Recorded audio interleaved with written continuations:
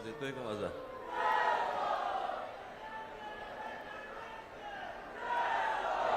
माझा आवाज येतोय सगळ्यांना?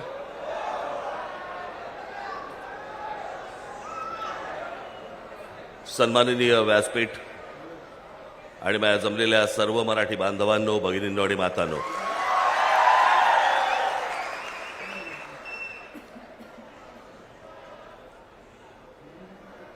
गेले 2 दिवस जरा थोडीशी तब्येत नरम आहे.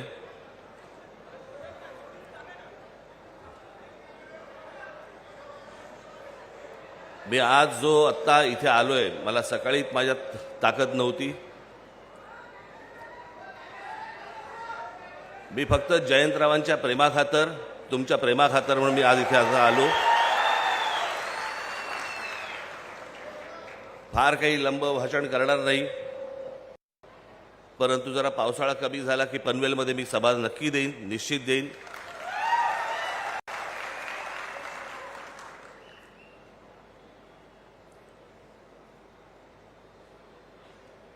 कारण काय झालंय ते हल्ली डॉक्टर सांगत नाहीत.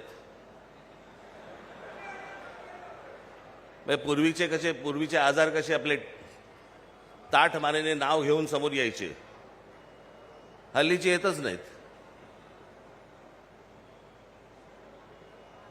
हल्लीचे आजार आणि सध्याचं महाराष्ट्राचं राजकारण फारसं काही वेगळं नाहीये. हा या पक्ष वेगळं नाहीये. हा या पक्षातून त्या पक्षात गेला, तो त्या पक्षातून त्या पक्षात गेला. मग आपण म्हणतो काय झालं, व्हायरल होता.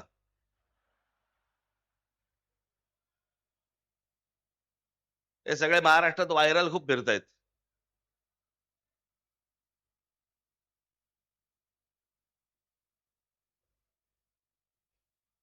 स्वातंत्र्य मिळायच्या अगोदर जवळपास 12 दिवस 13 दिवस अगोदर ज्या पक्षाची स्थापना झाली तो शेतकरी कामगार पक्ष.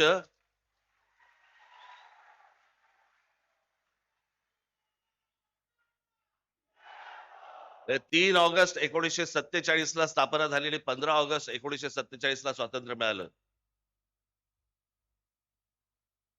महाराष्ट्रामधला स्वातंत्र्यपूर्व काळातला निर्माण झालेला हा एकमेव राजकीय पक्ष.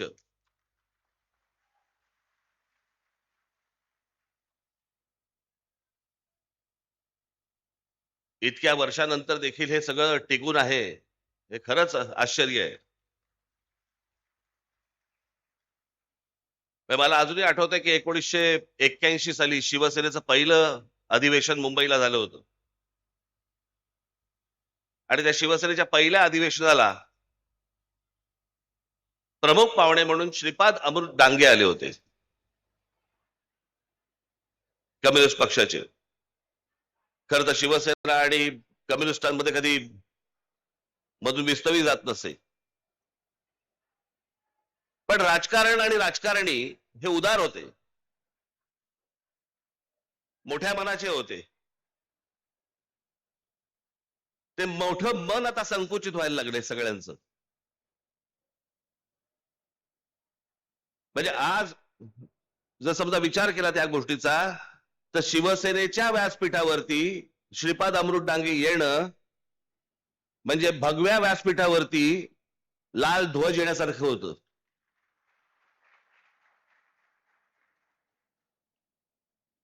आणि आज लाल ध्वजाच्या व्यासपीठावरती 2 भगवे ध्वज हे त्या व्यासपीठावरती आलेले आहेत.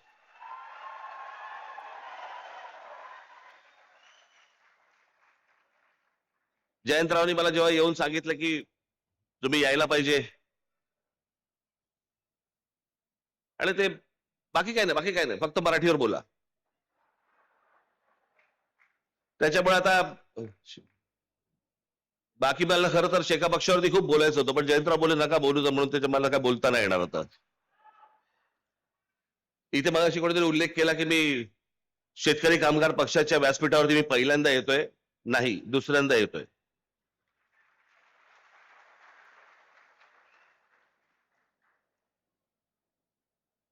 पाच वर्षापूर्वीच्या लोकसभेच्या निवडणुकीला मी जयंतरावांच्या प्रचाराला पण आलो होतो.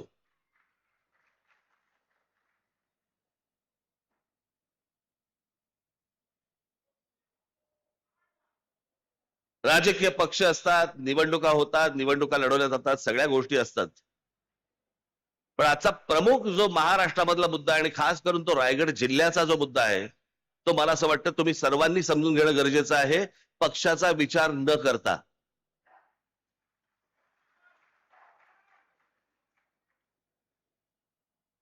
आज ज्या प्रकारे या संपूर्ण रायगड जिल्हा हे अटल सेतू वगैरे झालंय, जेव्हा जेव्हा चांगले रस्ते ज्या वेळेला आलेले आहेत त्यावेळेला जर राज्यकर्त्यांचं लक्ष नसेल तर तो प्रदेश बर्बाद व्हायला वेळ लागत नाही.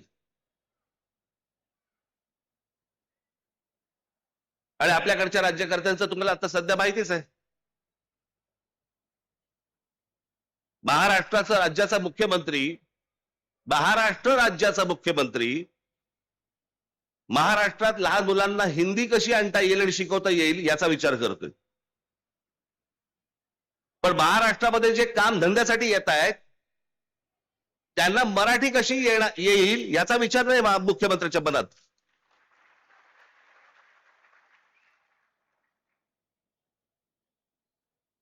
महाराष्ट्रामधला मराठी माणूस, महाराष्ट्रामधला भूमिपुत्र याचा विचारच नाही. आणि याचं सगळ्यात मोठं विदारक जर स्वरूप कुठचं असेल, भीषण स्वरूप जर कुठचं असेल तो रायगड जिल्हा आहे.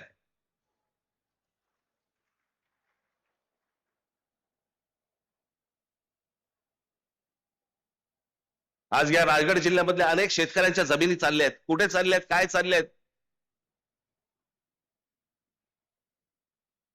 जमिनीचे व्यवहार करणारे पण आपलेच, कुंपणच शेत खात आहे.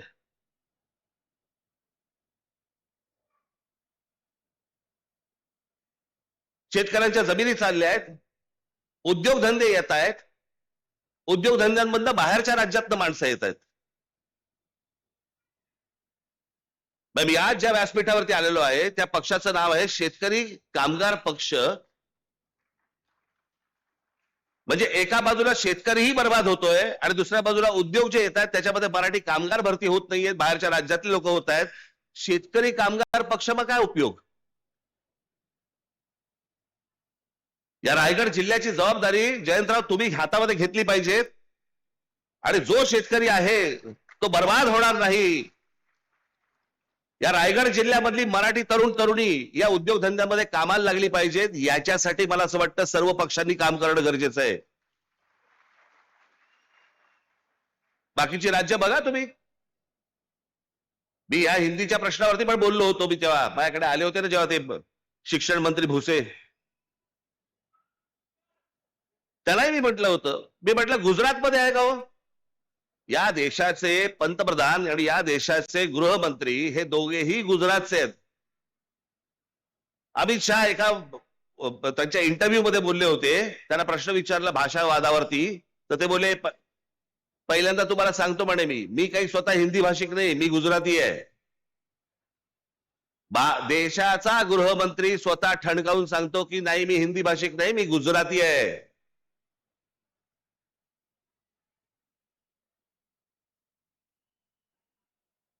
आज पंतप्रधान नरेंद्र मोदी झाल्यानंतर महाराष्ट्रामधले अनेक प्रकल्प गुजरातमध्ये गेले. डायमंड मार्केट गुजरातमध्ये गेलं. प्रत्येक माणसाला आपल्या राज्याबद्दल प्रेम असतं. आम्ही बोललो की संकुचित कसे होतो?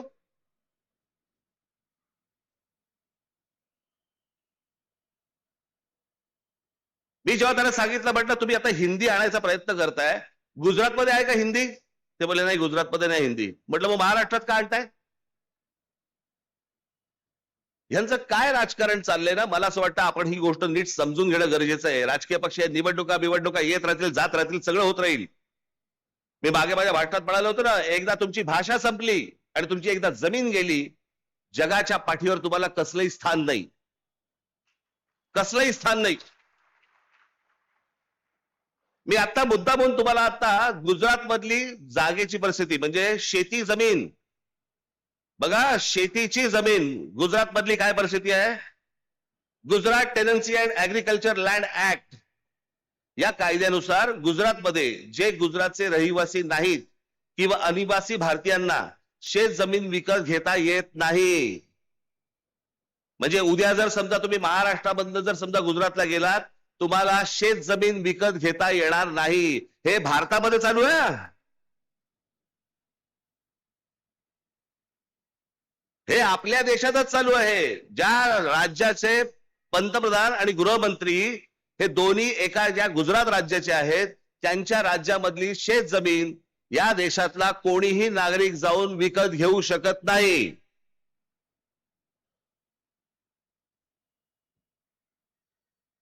समजा ती विकत घ्यायची असेल तर फेमा नावाचा कायदा आहे, त्याच्या अंतर्गत रिझर्व्ह बँकेकडनं विशेष परवानगी घ्यावी लागते.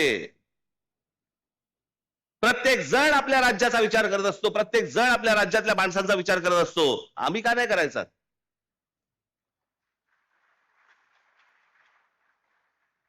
आज आमच्याकडे इथे रायगड जिल्ह्यामध्ये कोण जमिनी घेतंय, कोण येतंय, कोण राहतंय, काय चाललंय माहिती नाही.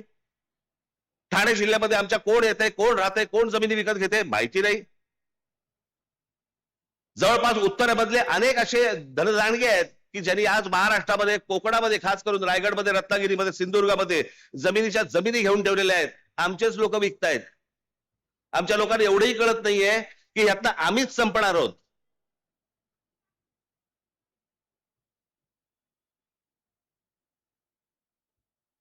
माझी तुम्हाला सगळ्यांना विनंती आहे,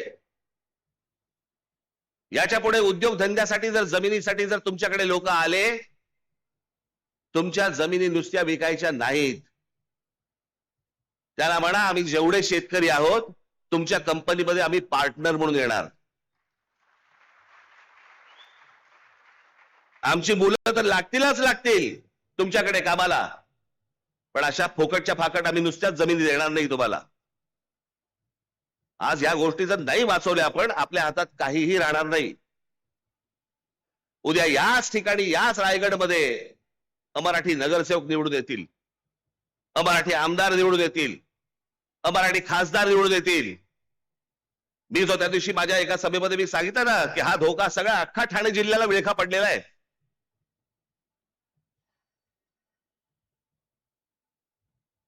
आज इथे विमानतळ येत आहे, इथे अगोदर एक पोर्ट आहे. कोण माणसं येत आहेत, कोण नाही येत आहेत. मला असं वाटतं आपण सगळ्या पक्षांनी विचार केला पाहिजे की या येणाऱ्या नवीन विमानतळावरती सर्वाधिक जवळपास 100% ही मराठी मुलं आणि मराठी मुली कामाला लागल्या पाहिजेत तिकडे.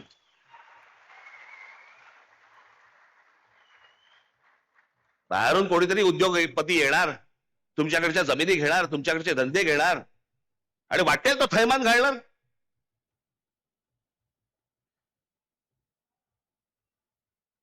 आता तुम्हाला म्हणे तुम्ही ह्या सगळ्या जमिनी आणि याच्यावरती म्हणे कायदा आणला राज्य सरकारने.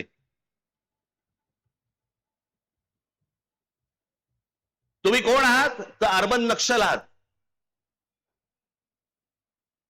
शहरामध्ये राहणारे नक्षल. तुम्ही जर विरोध केला, कुठच्या प्रकल्पाला विरोध केला तर सरकार तुम्हाला अटक करू शकतं. एकदा करूच देत.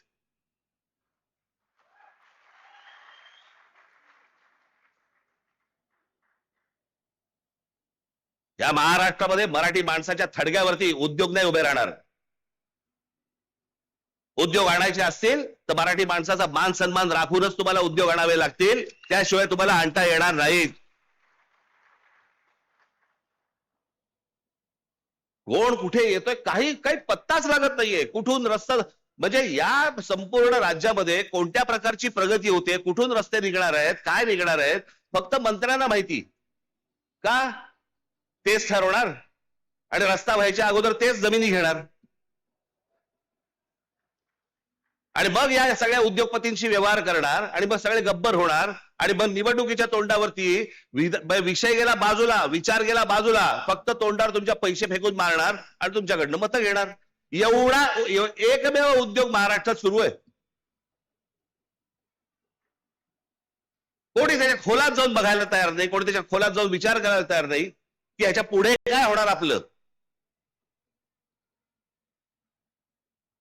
थोडक्यात जमिनी विकायच्या, तुमच्याकडे काहीतरी चिटूर पिटूर काहीतरी येणार आणि मग ते पैसे आले की मग ते पण काढायला मोकळेच आहेत.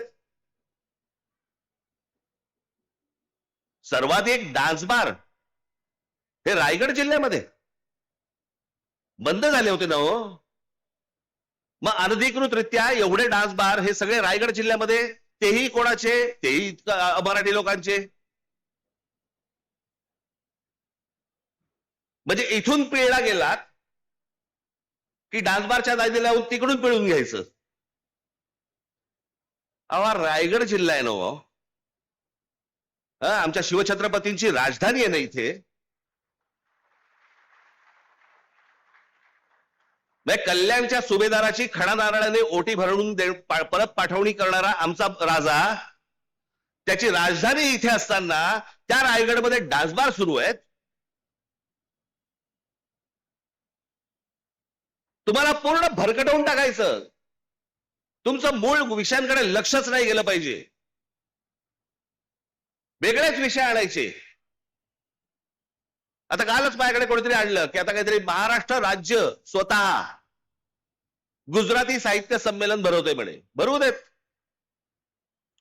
व्यापाराच्या चोपड्यांमधलं पुस्तकाच्या चोपड्यांमध्ये लक्ष गेलं तर जास्ती बरं. पण हे काय चालू आहे? हे नुसतं गुजराती माणसाबद्दलचं प्रेम नाहीये.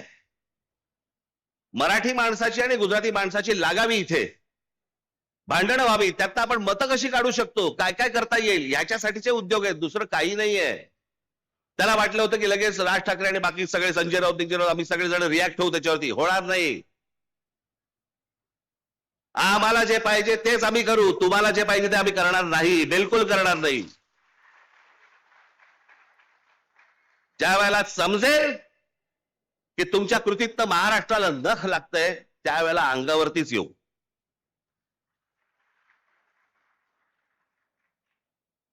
आज जो तुमच्याकडे समोर आलोय तो फक्त एवढ्यासाठीच आलोय, कान बंद ठेवू नका, डोळे बंद ठेवू नका. आपल्या आजूबाजूला काय नक्की चालू आहे याच्यावर तुमचं बारीक लक्ष असलं पाहिजे. खास करून माझ्या तरुणींना आणि तरुणांना मी सांगेन की काय चालू आहे रायगड जिल्ह्यामध्ये याच्यावर लक्ष ठेवा. तुम्ही विकले जातात. तुमच्या पायाखालची जमीन निसटते. उद्या तुमची भाषा पण निघून जाणार इकडनं. आणि मग नंतर कालांतराने, मी नेहमीच सांगत होतो, कालांतराने पश्चातापाचा हात फक्त कपाळावरती मारत बसावा लागेल तुम्हाला. दुसरं तुमच्या हातामध्ये काही राहणार नाही. पैसे कमवले पाहिजे. पैसे प्रत्येकाने कमवले पाहिजेत. तुमचे प्रत्येकाकडे पैसे आले पाहिजेत. तुमची कुटुंब उभी राहिली पाहिजेत. सगळ्या गोष्टी उभ्या राहिल्या आहेत. महाराष्ट्र विकून नाही.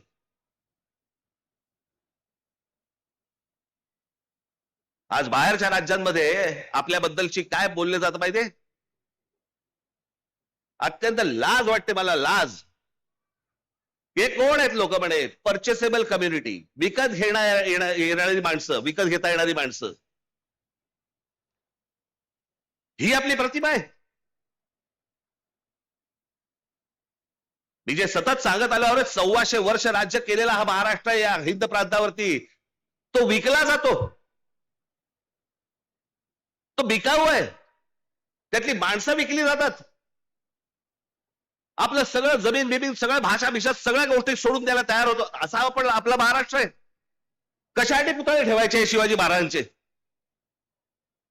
डेकोरेशन म्हणून. या गोष्टी शिकवल्या या माणसाने आम्हाला. म्हणजे फारसी शब्द या महाराष्ट्रामध्ये असू नये याच्यासाठी स्वतःचा राज शब्द कोश काढणारा हा माणूस, ज्याने तुम्ही मराठीत बोललं पाहिजे म्हणून सांगितलं, त्या महाराष्ट्रामध्ये आम्ही आमची भाषा विसरतोय, आमच्या जमिनी घालवतोय, आमचं सत्व घालवतोय, आमचा स्वाभिमान घालवतोय.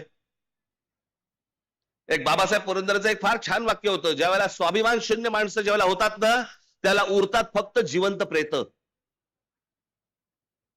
तुम्ही जिवंत प्रेतांसारखे असता कामा नाहीत. हा महाराष्ट्र आहे. देशाला दिशा देणारा महाराष्ट्र आहे. त्याची स्वतःची दशा होता कामा नये. तुम्ही जिवंत असलं पाहिजेत. तुम्ही मोठे झाले पाहिजेत. पण महाराष्ट्र विकून नाही मोठे होता कामा तुम्ही. इतरांच्या आहारी जाऊन नुसत्या फक्त जमिनी देऊन टाकायच्या. दुसरे उद्योग येत आहेत, बाहेरची माणसं येत आहेत. इथे महाराष्ट्रावरती तुम्ही बोलत असता की बिहारांच्या विरोधात आणि उत्तर प्रदेशांच्या विरोधात. अहो गुजरातमध्ये आता दोनदा झालं. दोनदा मी त्याशी म्हटलं ना, दोनदा बिहारांना हाकलून दिले. पहिल्या वेळेला 20,000 लोकांना हाकलून दिले. 20,000 लोक. कोणी ते आंदोलन केलं होतं? तो काय नाव त्याचं आमदार? अल्पेश ठाकूर. त्याने आंदोलन केलं गुजरातमध्ये, बातम्या नाहीत. बिहारी लोकांना हाकलून दिले, जवळपास 20,000 लोकांना हाकलून दिले. त्या अल्पेश ठाकूरला नंतर भारतीय जनता पक्षामध्ये घेतलं गेलं आणि त्याच्यानंतर त्या अल्पेश ठाकूरला गुजरातमध्ये त्याला आमदार केलं गेलं. म्हणजे 20,000 बिहारांना हाकलून देणाऱ्या माणसाला गुजरातमध्ये जर समजा सत्कार होतो, जेव्हा राज ठाकरे बोलतो तो संकुचित देशद्रोही कसा असतो? आत्ता पण परत बिहारांना हाकलून दिले. म्हणजे आपापली राज्य कशी व्यवस्थित ठेवतात बघा, आणि आमच्या राज्यामध्येच फक्त हे गोंधळ घालायला येत आहेत की तुम्ही हिंदी शिकली पाहिजे, बाहेरच्या राज्यातल्या लोकांना घेतलं पाहिजे. या सगळ्या गोष्टी आता सुरू आहेत. माझी तुम्हाला सगळ्यांना विनंती आहे, मी ज्याला इथे सभा घेईन त्याला मी बाकीच्या इतर सगळ्या गोष्टी बोलीनच, परंतु आजच्या या जयंतरावांच्या आमंत्रणाच्या निमित्ताने, तुमच्या पक्षाच्या वर्धापन दिनाच्या निमित्ताने मला तुमच्या समोर येता आलं. 2 शब्द तुमच्या समोर मला बोलता आले. माझी तुम्हाला सगळ्यांना विनंती, हात जोडून विनंती आहे की जागे राहा, कान उघडे ठेवा, डोळे उघडे ठेवा, सतर्क राहा.